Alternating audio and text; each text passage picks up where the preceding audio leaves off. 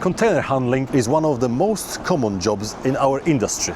With a 50 or 60 ton meter loader crane, the task with empty containers is usually a doddle. But when those containers are fully loaded, things get quite complicated. So why not resort to the solution presented with just 2 cranes on the one chassis, operated by just one person? And that's why side lifter comes in. It's a fast and efficient way of loading and transporting fully loaded containers. And not only containers, these machines can be adapted to lift heavy cable drums and any sort of machinery placed on the platform deck. And today we are at McMillans Engineering to see Hammar 110 in action. Okay, so we've got in place with Jamie at McMillans Engineering. We met Jamie back at RTX Expo back in June, I think it was. We're gonna do a little bit of the crane talk today, and please talk us through what we're gonna do today.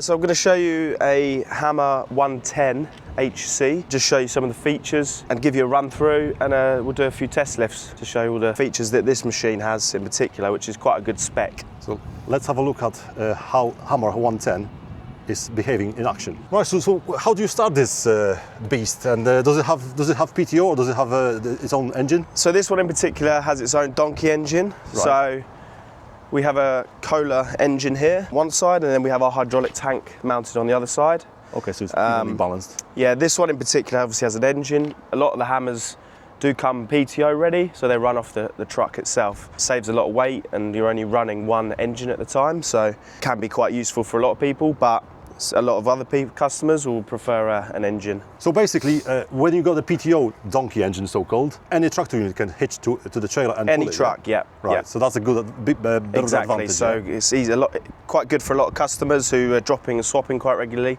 They can take any trailer, any truck. So what is the first thing? So obviously you need to start the engine. So we have a battery pack in here, isolator switch, so we engage that to give us power to the trailer, and then we have a remote here. Each trailer will come with 2 remotes, one spare remote that we have in the locker, and you can start this trailer off the remote. So as long as our ignition is on, we can fire it up. So we turn the remote on, sync the remote, and then we can start. What is the procedure to set the machine like this, and how long does it take roughly to set it up and get ready lifting? So as we've got the load on already, we would pull into a space, into a yard, and just get in line. So you may have to come out and have a look. Most important thing obviously is being conscious of what your surroundings are, so whether that's obstacles in the way, quality of the ground, any overhead cables, gantries, things like that, because obviously we are lifting at height. So our engine's powered up, so we're just going to start that on the remote. And everything can be done off the remote here. So we can now extend our legs out, and doing so all on the remote. Oh, you can do them simultaneously, yeah? Yeah. So the cranes work in unison as the default, but we can then isolate one crane and do one at a time. Ah, so for example, when you've got like uneven ground, yeah, you can adjust it. Yeah, just if you're not perfectly straight, obviously there's a lot of variables that could change. So we have 2 options. We've got a step over, and then we have the bridge leg. So we can extend one all the way out, as you can see. That gives us maximum stability. And also, in the UK in particular, we do a lot of liftovers off of skells, and also if you're lifting off of rail carts. Oh yeah, so imagine you've got the truck that needs unloading, you just buck it under the leg. Exactly. With a lot of the other style legs, you have to disconnect the unit off of the skell. So with this, it means we don't have to do that. It's much more efficient, a lot quicker. All right, so you've got a resting point on this, this one, and also on this. Yeah. So you could lift off a flatbed trailer, so that allows us to lift off this area, but also you can just put it straight to the floor, which makes it a bit quicker than having to do both functions. And also, if you are in a tighter yard where you may have a wall here, it allows you to just use the leg as normal rather than shorter, yeah? Yeah. Yeah, you can see quite a bit difference. About nearly 2 meters difference between a bridge mode, which is a sledge mode, what they call it, and a step over mode. So now I'm confident my legs are down. The next step is to lift my arms up. I want to take the slack of the chains up, and then I can lift off with it nice and safely. The most important thing is to get the chains tight before we start lifting, just in case there's any shift of the load or any movement. We want to make sure that obviously we've got everything safe and secure. Same again, everything moves in unison until we isolate each crane. Another feature of this trailer in particular is it's got a weighing system, so it allows us to read the weight of the container. Oh, you got a weight system on this? So it tells us on the actual remote itself, as well as there's a display in the back. Oh, so this one's reading 8.6 ton. That's a good option to have. Before you pick it up, you can make a bet with the customer saying, this is 10 ton, and you say, no, it's not. Yeah. And you win the bet. So hammers in particular are very smooth.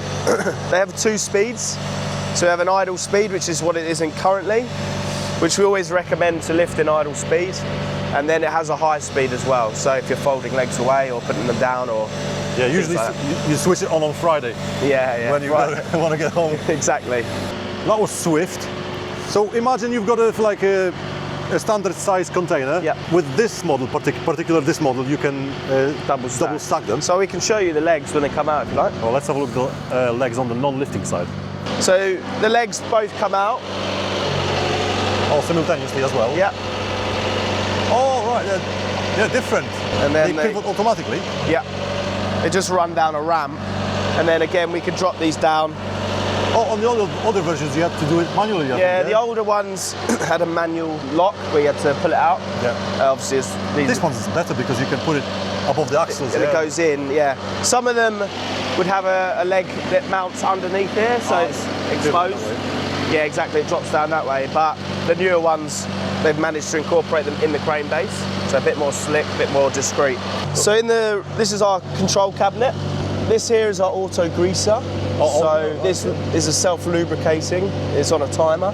So when the machine's running, each of the pins and bushes has a grease line, and that will grease the machine constantly, basically, when it's in operation. All you need to do is just make sure the reservoir is... Yeah, exactly. So we can top that up. So when it comes in for service, we top that up and obviously make sure it's all working. Change any grease lines we need to. How often are the maintenance intervals for a machine like this? So in the UK, we do a full service and a Lola inspection every 6 months. So we change all the filters, engine filters, change the oil, full grease up, full inspection, etc. So, what do these 2 monitors do?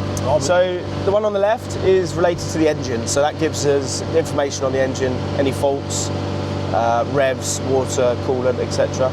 This one here is for the actual lifting side. So this tells us our weights. Oh, the complete once it's loaded, yeah? Yeah, so that also has, as you can see, it says total load. So that tells us the weight of the load.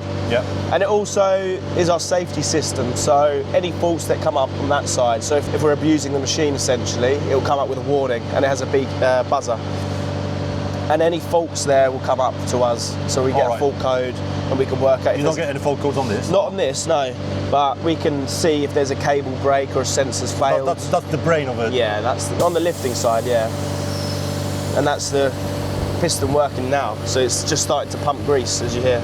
We have a work light switch as well. So the trailer has work lights mounted on the top of the arm. Oh, I can see it. So for night working, it gives us better visibility.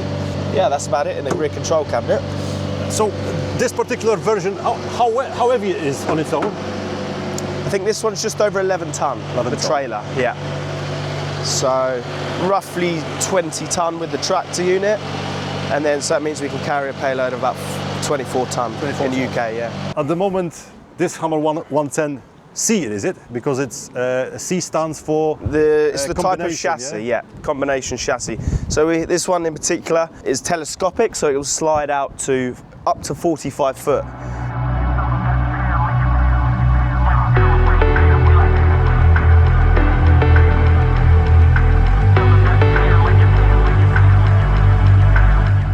So we can lift containers anywhere between 10 and 45 foot, including 2 20-foots together. So we have... You can still lift 2 20s? Yeah. So we have a set of link locks, which are in the locker, which join the 2 20-foots together. So it allows us to lift them togetely onto the trailer. As long as they're lined up? So they join, yeah, that's it. Okay, cool, I understand it. I was wondering how actually you do that, because I thought, obviously you've got the sliding cranes, obviously when you load one, then obviously you can't move to the second one. Yeah, so they have to be lifted together. Together, right. Yeah.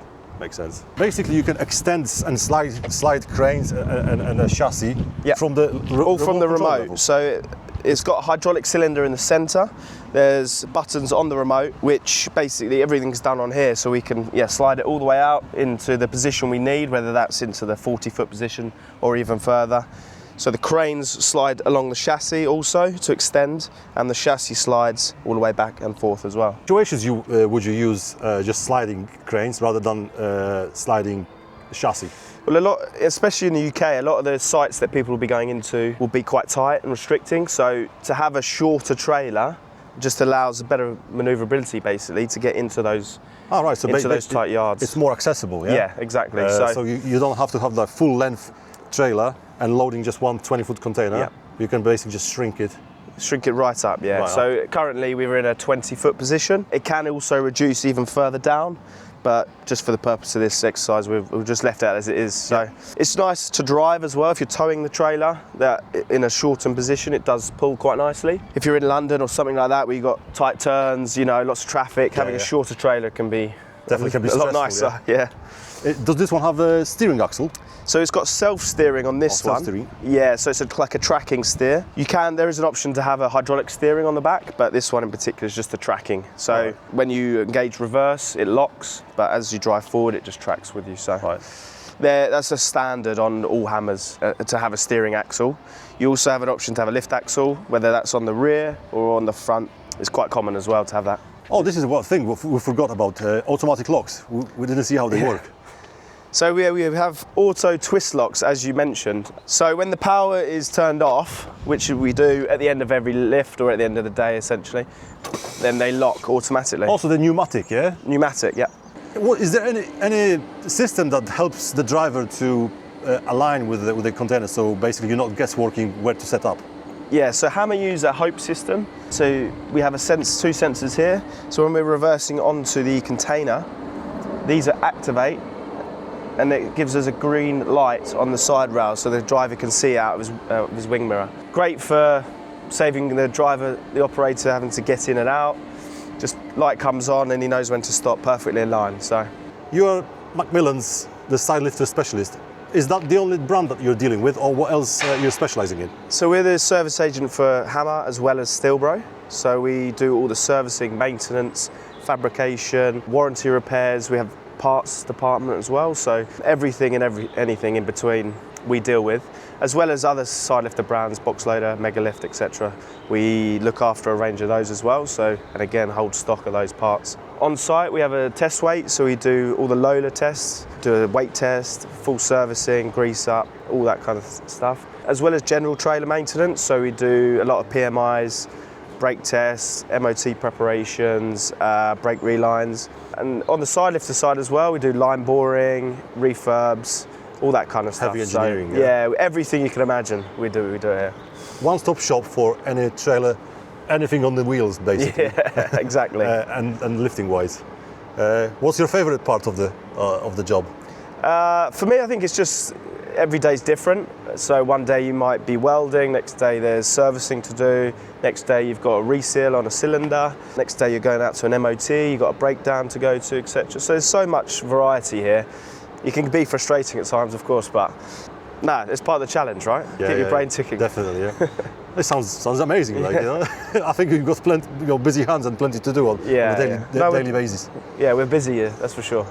Right, well, thanks for your time, and let's wrap the beast up and see how quickly it goes onto. I'll try and do that for you, yeah. As smooth as possible. Cool, thanks.